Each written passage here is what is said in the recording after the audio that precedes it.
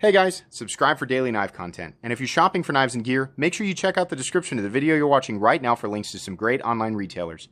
There's also individual links for knives that I personally recommend. Thanks!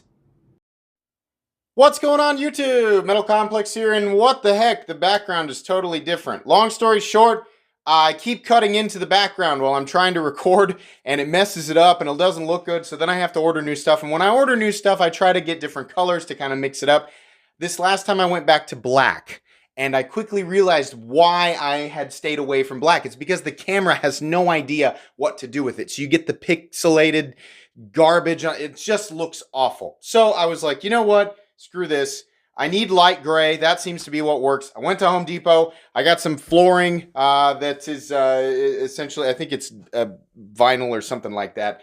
It's hard enough to be durable, right? But it's also not hard enough to scratch a knife, which is something I consider when I'm handling other people's stuff. So anyways, this is an experiment. The background will probably continue to change periodically, but we're not going to do a fully black carbon fiber background anymore. It just doesn't look good. Thanks so much to my generous patrons for supporting me right now. You can find a link to my Patreon right down in the description.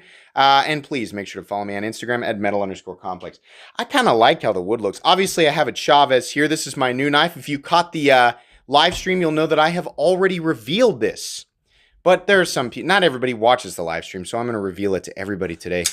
Yeah, the Chavez 229. Definitely. I'm actually, in my mind, I'm like, am I more excited about the knife, or am I more excited about how the background looks right now, because it just makes the knife look so clean. Can we get it left-handed? Yeah, we can. Anyways, these recently dropped at DLT, and I made a notification for everybody on my Instagram story and on my community tab, and I was like, hey, these are back, right? If anybody is wondering, this is the 229 Redemption, different than the Liberation. And it is the larger variant, so like if you're looking at the Street, this is a larger one. These are made by Riot. You're looking at M390 bearings in titanium, and they were available for $350. That was a no-brainer for me. Riot's quality is exceptional. They're one of the only non-US companies that there's lots of like non-US companies out there that make really high quality products. But when I'm going to spend multiple hundreds of dollars, it's pretty much always going to be a US knife unless some other company is really doing something excellent. And Riot does excellent work. I was happy to pay $350 for this. I was also pretty pumped because number one, I'm a big fan of the Chavez 229. I used to own the old 228 Midtech, and I liked it. It was actually a little bit thicker on the blade stock. This is about 165 thousandths, so its thicknesses between titanium and the blade stock is about the same as an XM18. It's also 8¼ inches, so it's, again, about the same. And it weighs about 6½ ounces because of the unmilled titanium, which is, again, about the same as my full titanium Hinderer XM18. So I was like, yeah, absolutely.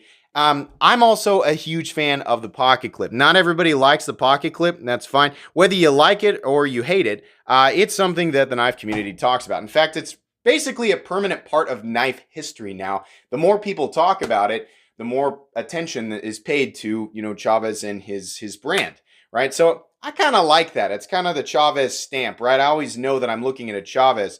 But I think a lot of you will be interested to know, because there's people probably going, dude, it's not available right now. Why are you showing us another knife that we can't get? There are more of these coming. Mine was part of the last batch that is just going to be the skull clip, right? There's going to be a newer batch eventually here in 2021. I don't know when, right? If you're like, it's available at this retailer right now, is that the one with the clip? I have no idea.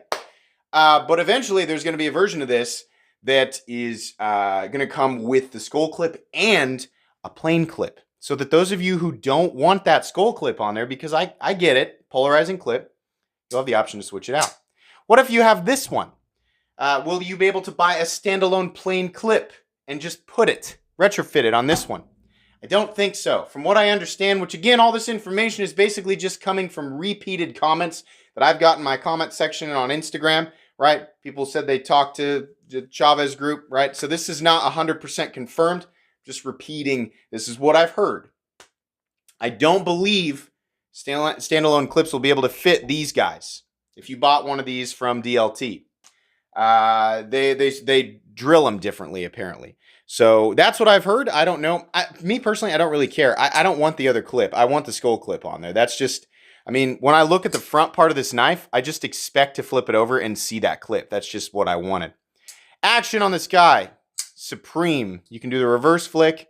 It absolutely does drop shut. You can do the thumb flick, right? You can do all that. These are smooth. And the finish here, let me. Now, personally, I would have preferred tumbled. My original American 228 was tumbled, right? But yeah, that satin finish is just beautiful. And I mean, this background, this non-reflective background, my camera knows what to do with it. So it focuses here and it doesn't go like all the way across. It just, if you go back and watch my old videos when I had the black background, it didn't know. It was like, is it black or is it green or is it blue? Let's make it all of them. Black and green and blue. Ew, gross. No, it looked like a pond. It was awful, right? So back here, we don't have to mess with that anymore, and it focuses. I think the knife finish looks better. Every lighting system is different, though. So if you run a YouTube channel, you're like, what the heck do I make my... I mean, it depends on your lighting, right? But anyways, yeah. These have the steel lock bar inserts. I'll do a full review on this. This is not a full review. I just wanted to reveal it because I knew that I was going to add another one of these to my collection at some point. They're just awesome, and they're big and tanky and chunky. I mean, this is the kind of thing that I like. The nice thing is because of this compound grind, right? We have a nice, pretty aggressive hollow grind right here. The edge does get very, very thin. I mean, we're not talking about Opinel thin, but the edge is done really well. It's got that sticky, ooh, just like splitting the dead skin off of my thumb there. But yeah, nice and thin behind the edge. Now you're gonna have to push a pretty thick wedge, right? If you're gonna cut straight down, push a pretty thick wedge into the material that you're cutting, but it will slice, and it'll slice efficiently for sure. I am just beyond pleased with this. I went back and watched my old review to see if I still kind of thought the same way. Yeah, I do. This area up here, it's kind of a halvesy. They should have just made this a full forward choil because you can't really comfortably get your finger in there, right? That definitely should have been the case. I was trying to think what else. A little pointy back here. Definitely a little bit sharp on the jimping, a little bit aggressive up there, right? Just the way that it is. Satin finish, fine. I would have preferred tumbled. Gosh, other than that, I can't really say that I can complain too much. A lot of people would have preferred that it was milled, and I think that's a valid complaint because it is heavy. I just don't care. I actually I prefer it to be heavier. Anybody who picked one of these up, I'm sure that you are, or I'm hoping you're as satisfied as I am, but I'm really, really happy with it. I think if you can overlook a couple of those things, right, especially if you can overlook the clip, that's a big one, right? It's well worth the $350 you're going to pay for it. Absolutely. In fact, I've handled things from Reate that are more expensive and have been less impressive, right? The same type of materials. In terms of the design. Reate's quality and fit and finish is always spot on, but in terms of the design and execution, right, I've handled things that were more expensive and less impressive for sure, so this is actually pretty cool. Very happy with this. Just wanted to share with you guys. Eventually, I'll do another video just kind of updating everybody on my thoughts with this, because the last time I talked about this knife was in 2019, and it's, as far as I can tell, unchanged. Maybe I should wait until there's a version of it with the new clip. That might be fun. Anyways, this is now a permanent part of my collection. I can't see this guy going anywhere anytime soon. Things change, but I'm really into this thing right now. Absolutely. So that's going to be pretty much it today. I just wanted to share that with anybody who didn't catch my last live stream.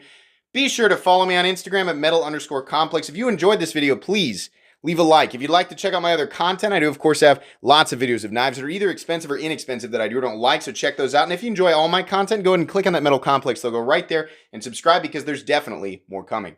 Thanks again for watching, everybody, and have a great day.